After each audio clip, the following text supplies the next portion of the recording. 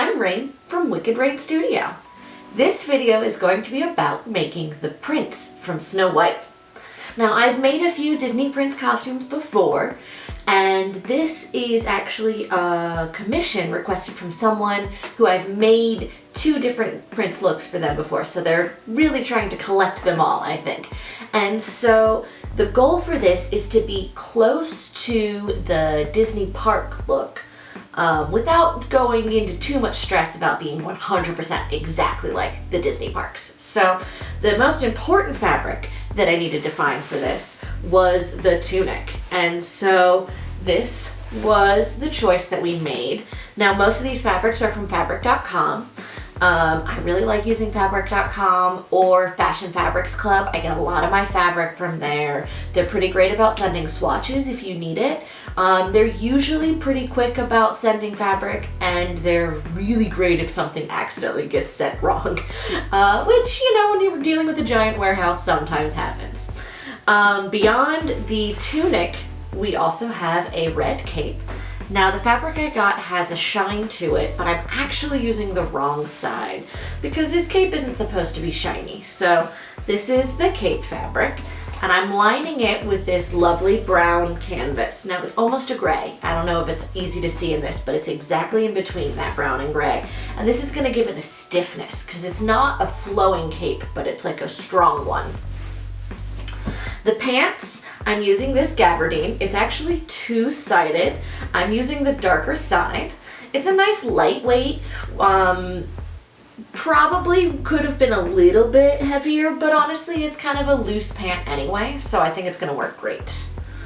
The shirt, I got this fabric from Joann's actually, and it's just a really lovely linen cotton blend, and it's just gonna have that flowy sleeve. I'm gonna interface it for the collar so it's a little bit stiffer, but for the rest of it, it's just gonna be this nice, soft, flowy fabric. Now, trims. Trims are hard to find exactly what you're looking for, and so I got all of these at a local place here in Las Vegas called Hetty's Fabrics. They have some amazing trims there.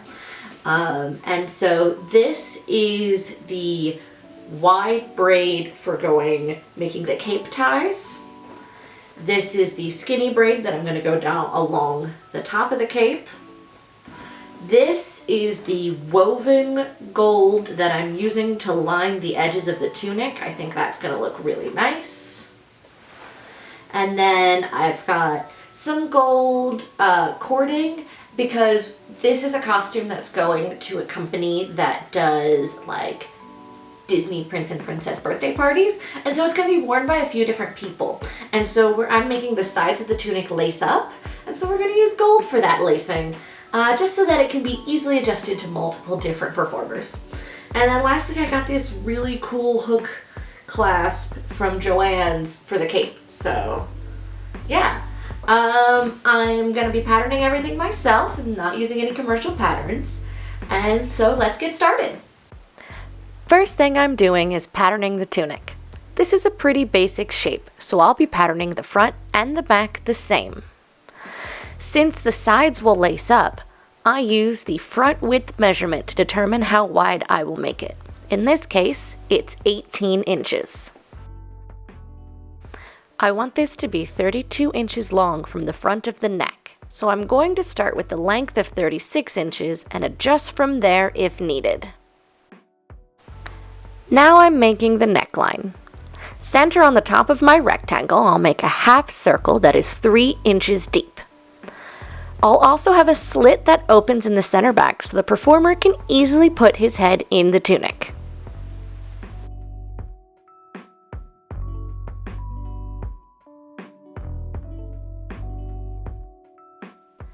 After I roughly draw the neckline in, I will slope the shoulder seam.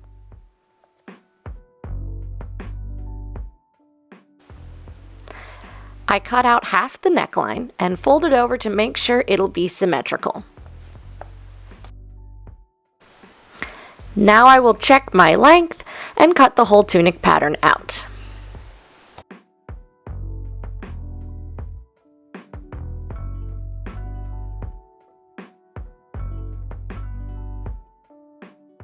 I'm adding a notch at the bottom of the neck slit so I can easily mark it. Now I can cut out my tunic. Since it's a simple shape, I'm cutting both the front and back of my fabric at the same time. I'm adding a 1/2 inch of seam allowance on all sides. Before I cut, I'm double checking that my pattern lines up by pinning into my table at the same point on the design. This keeps my fabric from moving as I cut.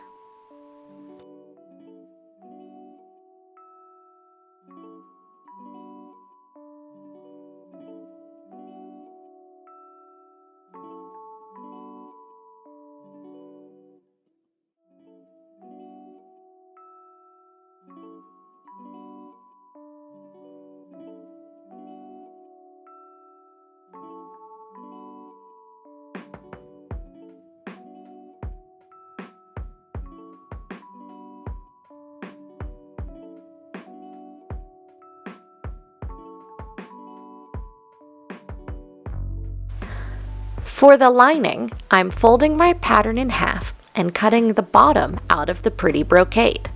Once again, I'm using 1/2 inch seam allowance.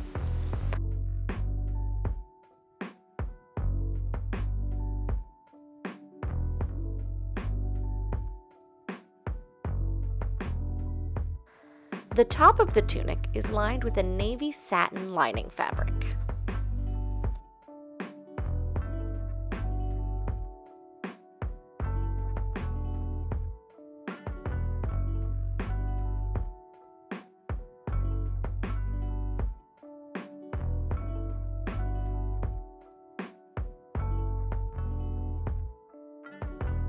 Now I can start to sew. First, I sew the top lining to the bottom at the waist seam. Then, after I've sewn the shoulders of both the lining and the outside, with right sides together, I line up the neckline. I sew around the neck and down to the point of the back slit.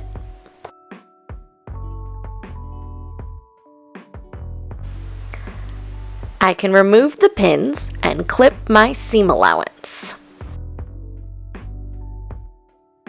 Then, I can turn the neckline right side out and stitch all the way around the neck.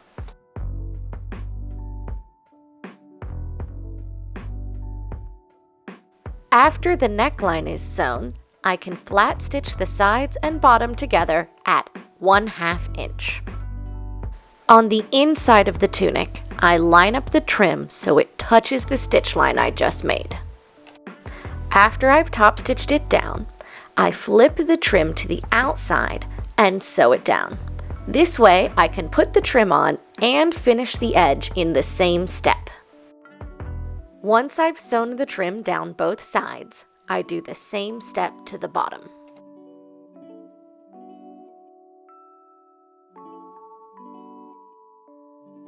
The last step of the tunic is to put in the grommets. First, I mark the placement based on my pattern. Then I use a 1/4 inch chisel and a hammer to make an X-shaped hole. I push the grommets in so they look pretty from the outside.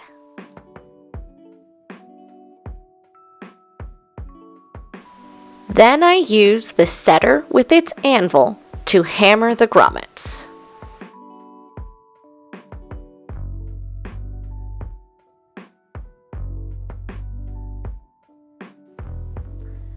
I lace up the sides, and then I can add aglets to the end of the cord. I put a little E6000 glue into the aglet before I clamp it. Always be sure to have good ventilation when using E6000 glue because it's pretty toxic. The next piece of this costume is the shirt. I'm using the Sartor System book to draft the body block. Since it's a very simple shirt, I will not be doing anything fancy like adding darts or changing the shape of the draft.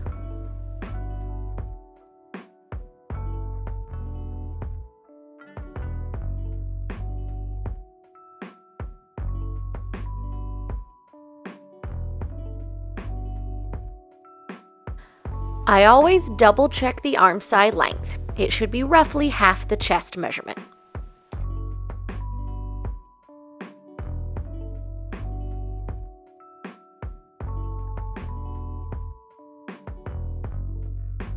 I started to cut out the pattern and then realized I needed to add length. This shirt needs to get tucked in, which means it should be longer than ending at the waist, where this body draft initially ends. I don't have a lot of room on my paper, so I'm adding 3 inches here, and then I'll add an additional 3 inches to my hem when I cut it out. This shirt will have a slit center front, so I'm drawing that opening. I want it to have a 1/2 inch gap, so I'm shortening it by 1/4 inch on each side. I'm also drawing the facing pattern for the center front. Now I'm truing my pattern to make sure the neckline and arm side are smooth. I'm also measuring the neck to make sure it's the right length. It's sleeve time. Since this is a loose, flowy style shirt, I'm going to do a very short sleeve cap of only 3 inches. Normally my sleeves are 4 to 5 inches, or even 6 inches for a tailored menswear look. But this calls for a very wide, loose arm. I use a measuring tape to figure out how wide my sleeve needs to be to fit my arm side length in the cap height. Then I square down from the top and create my rectangle.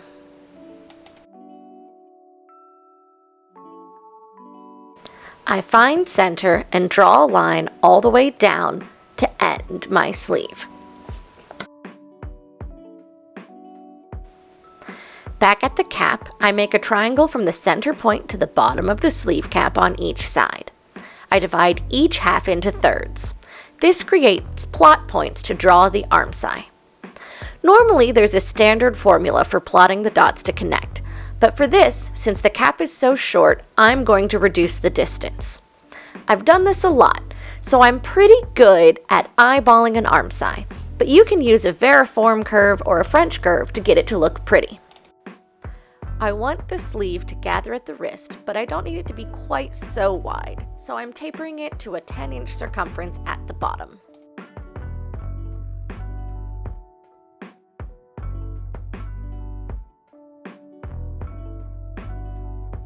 The last thing to pattern is the collar. This will be a 2-part collar with a stand and a fall. The stand is patterned like a traditional Mandarin collar shape. It's straight with a slight uptick at the front to keep it from bowing outwards on the body. The fall has a slight curve in the opposite direction before swinging down to a nice point. Both of these pieces will be cut on the fold at the center back. Now I can cut out the shirt. I'm starting with the front, which I'm cutting on the fold. I'm adding a 1/2 inch seam allowance everywhere, except at the hem, where I'm adding 3 inches to give the length I need.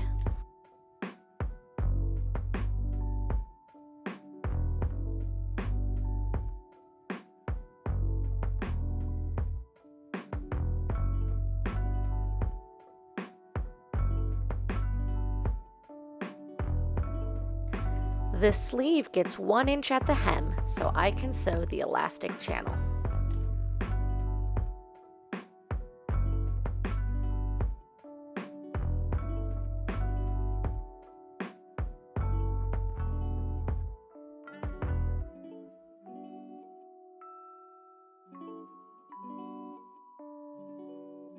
The collar will be interfaced, so I'm cutting the pattern out of iron fusible interfacing first. I need 2 of each piece on the fold, so I'm folding the interfacings into 4ths before I cut.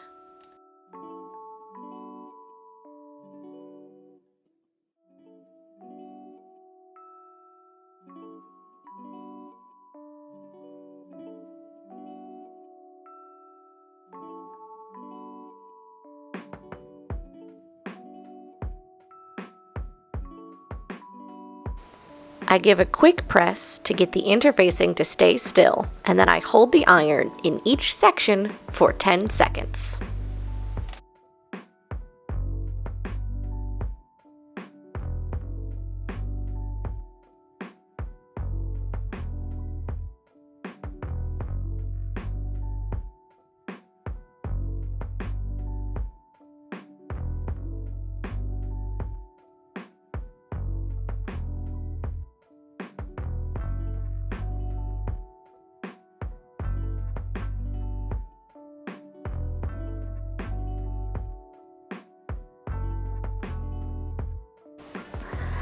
I'll start by sewing the facing onto the front of the neckline.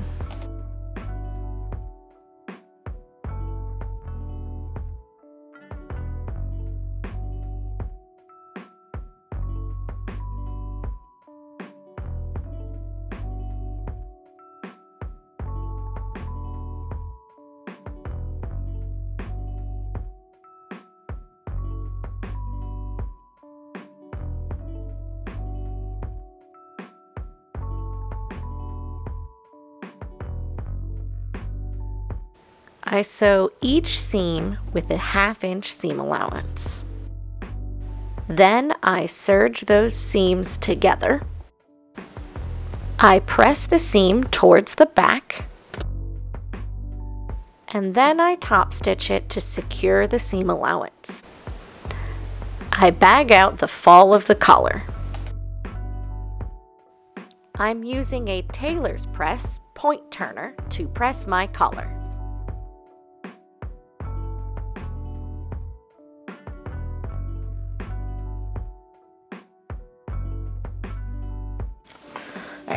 If you press your seam open before you turn it, it means that when you turn it, it gets nice and pretty. And if you hadn't done that, it's really hard to get this really clean to then press it flat. And boy, does the camera not love the focus on this. It's white, it can't figure it out.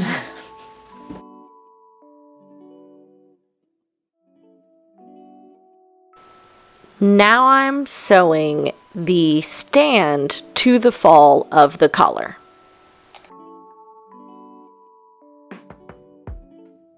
Okay. Making sure I sew on my epic seam allowance. And I'm carefully stitching until I get to here. And I want to make sure that this is right up against the edge.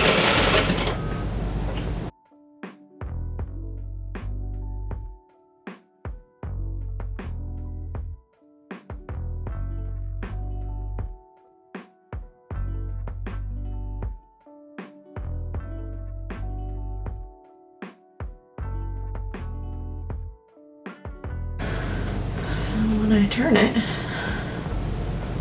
it's right there, lining up.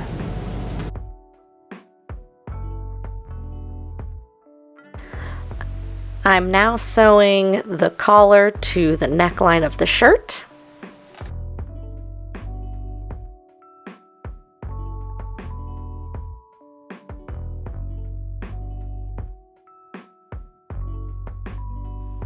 And then folding under the seam allowance of the facing of the collar and tucking all of the seam allowance of the shirt up inside to make it nice and clean.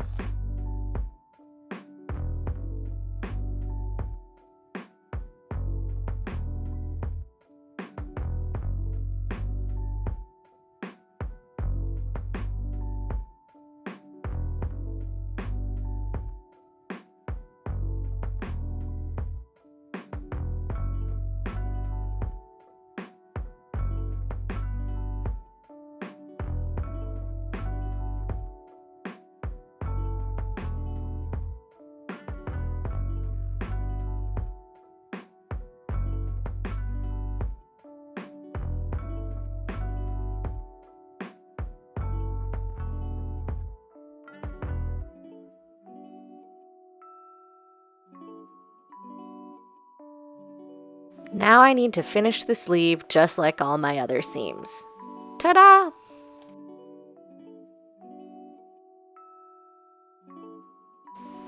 I'm using an existing pant pattern I already have to make these pants. They're going to be pretty straightforward with a drawstring elastic waist. I should be able to throw this together pretty quickly.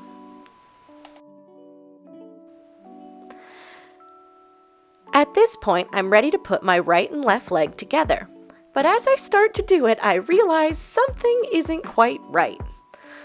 So I go to put the crotch curve together, and I pin it at the bottom to get it lined up, and then I go to pin it at the top, and it's not lining up, and my curves aren't right, and something's not going on correctly here.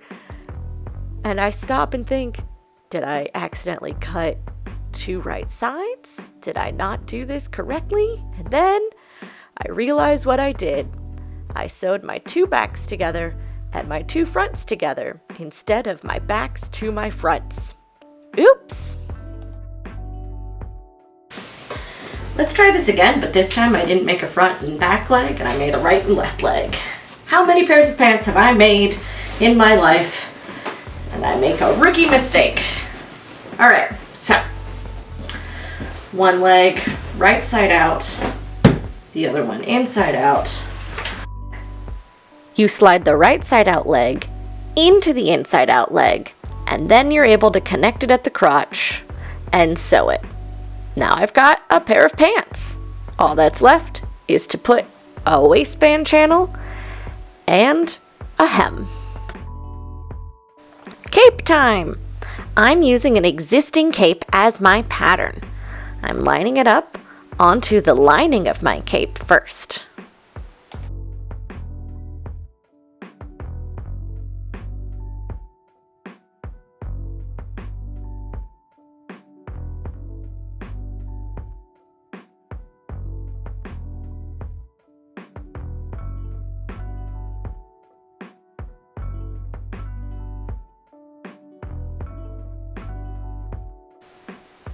I then put the lining on top of the fashion fabric and use that to cut the whole thing.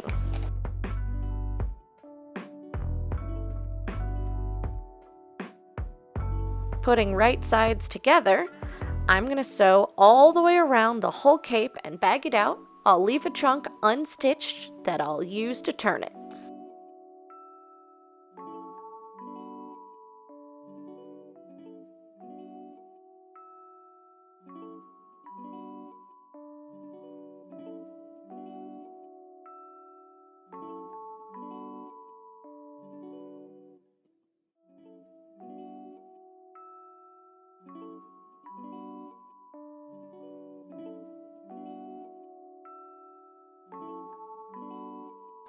Once I turn it right side out, I'm stitching this gold braid down the front. I don't have any footage of it, but I also stitched gold braid to some white grosgrain to stabilize cape ties.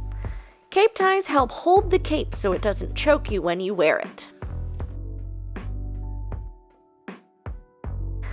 The last step is to hand sew a fancy gold hook to the front.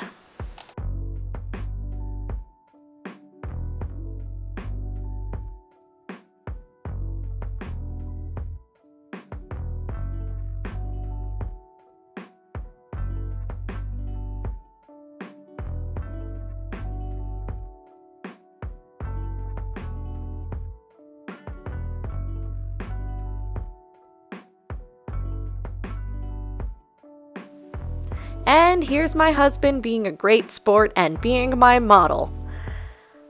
I hope the client really loves this outfit. Thanks for watching. Be sure to like and subscribe and check out some of my other videos.